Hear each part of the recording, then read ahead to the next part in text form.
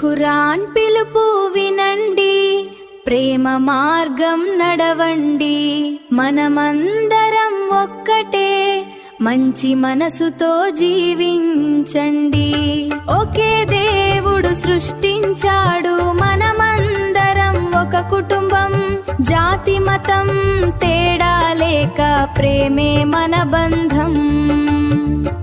అందరికీ గౌరవం ఇవ్వాలి, అదే దేవుని బోధ.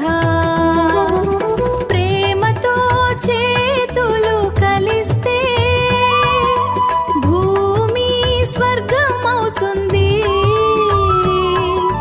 మానవత్వం పాట పాడితే ప్రపంచమానందం పొందుతుంది. ఖురాన్